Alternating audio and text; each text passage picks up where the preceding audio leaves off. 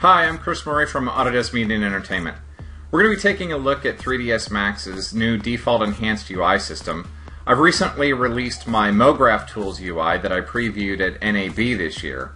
We're going to go ahead and see how the enhanced UI system works, see the types of things that you can do. You can either use the UI that I provided for Mograph Tools or you can create one of your own. So let's go ahead and take a look. I really like using the new enhanced UI Workspace because it gives me the ability to really configure 3ds Max how I like to use it. To invoke the new default enhanced UI, you simply go up to the Workspace drop-down menu here and you say work with the default enhanced menus, and what this will do is when you choose it, the Max UI will automatically redraw and give you the new enhanced UI.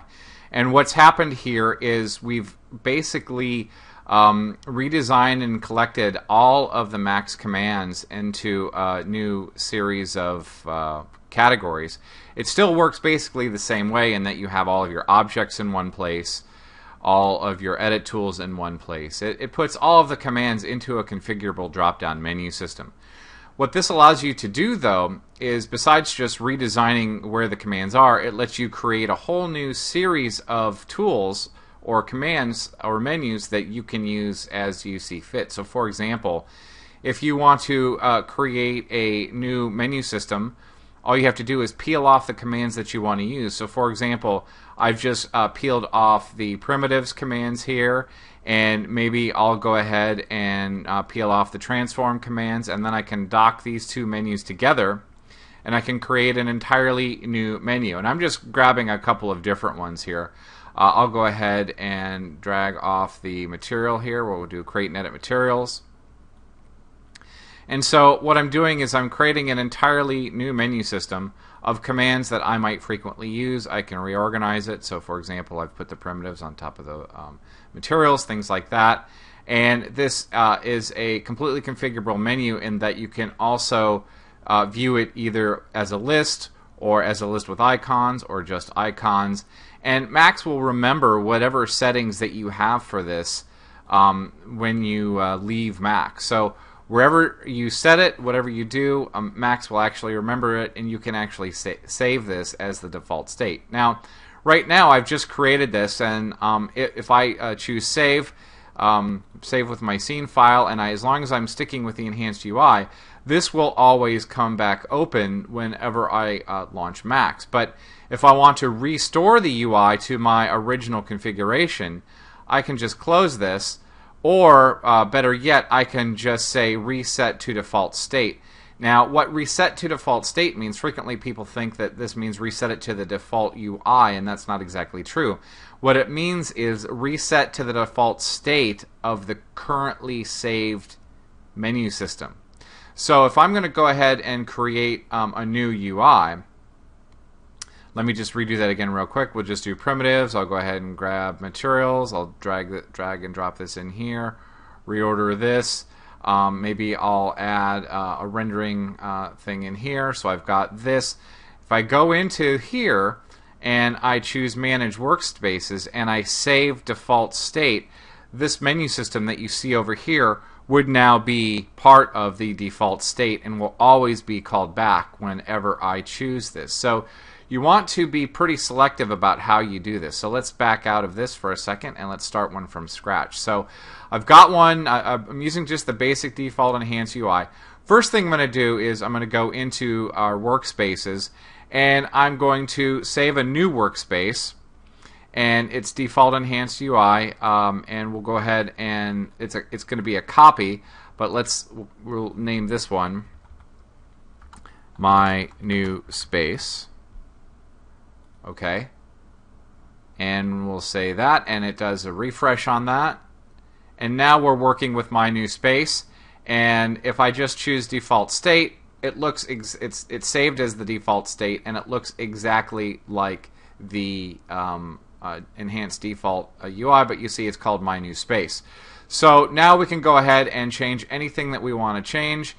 If we want to change the contents of menus, if we want to create a new menu system, we can do that. Let's go ahead and just drag out a couple of new things again. We'll go ahead and get some modifiers this time.